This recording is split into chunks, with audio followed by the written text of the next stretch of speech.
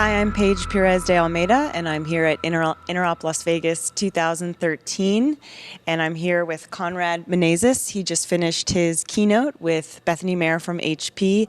Conrad is the VP of Network and Information Security at Sears Holdings. Thanks for joining me for some questions. Thanks for having me.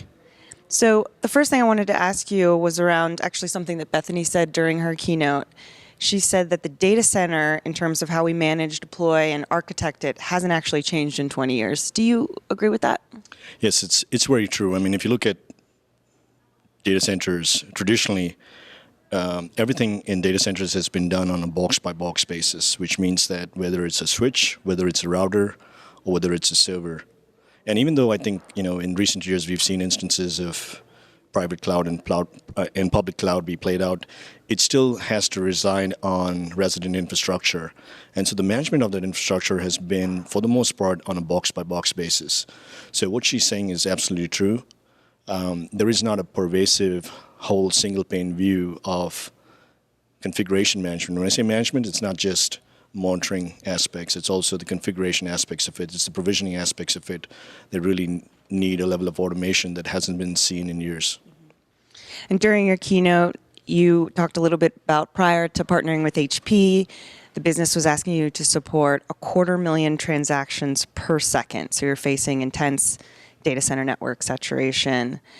When you were talking to HP initially, what were your metrics of success on the business side to evaluate moving forward?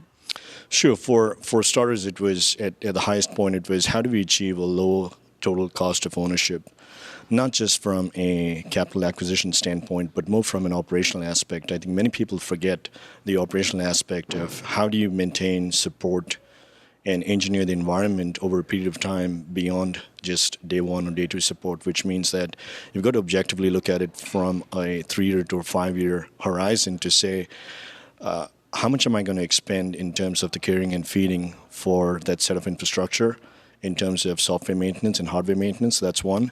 Two is, what are the environmentals that's going to be required to support it from an OpEx standpoint in terms of kilowatt hour usage for each of the infrastructure components that comprise your data center network? I think that environmental aspects is, I think, quite frankly, forgotten by many people. They've kind of focused on the upfront CapEx acquisition component, and then the environmentals in terms of power, heating, cooling, etc. I think those just tend to get pushed to the wayside. Yeah. Can you clarify a point you made in your sort of key takeaway slide? You mentioned or advised people not to play the numbers game. What did you mean by that? Sure. So, very often, so if we live in a world today where you've got a choice of vendors, and I think that technology leapfrogs itself in terms of silicon and speeds. And so there's always going to be windows of time wherein one vendor has got a better box because it's got better silicon to be able to process. And so they kind of tend to throw those numbers at you in terms of compute power, or in terms of I/O. If you're talking about a switch or a router, it's about your switching capacity in terms of millions or billions of packets per second. If you're talking about speeds and feeds, it's about, hey, I'm going to support 40 gigabits per second, or 100 gigabits per second, or multiples thereof. And frankly, you've got to, take that into consideration, no doubt. But look at your applications and look at your traffic flows, and then decide, hey, what kind of speeds am I going to need? What kind of feeds am I going to need? How is it going to be aggregated? Because no applications traverse the network in singularity. They share the space with other applications that could be equally critical or even more critical.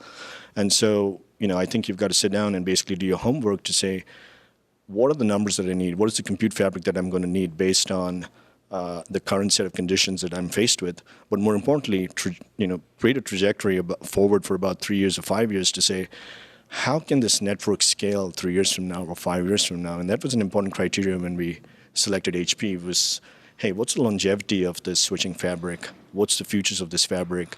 How can I make just very small, minuscule, incremental investments in your technology, but still get that 80% benefit of compute power that I may need for the lifetime of that product within the confines of my data center? So really, that's what I was referring to. And finally, what excites you most about the software-defined networking era? Oh, it's, I think I said this before. I think many networks are still managed on a box by box by box basis.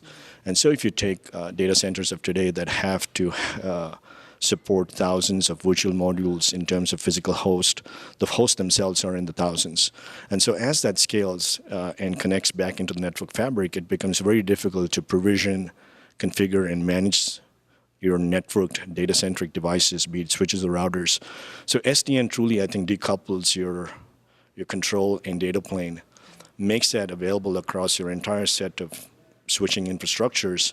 So now you're provisioning an application, or you're provisioning your network, more importantly, cumulative of the other elements that comprise network, which is your firewalling, your load balancing, perhaps even your intrusion protection systems, provisions it in a single pane. So this way you're not spending time and effort configuring one box at a time. You have a single pane view of your entire network, both starting with provisioning, but more importantly, leading to ongoing configuration management, as well as network monitoring and management. Great. Well, Conrad, thank you so much for joining me and taking the time to chat with me. Sure, thank you.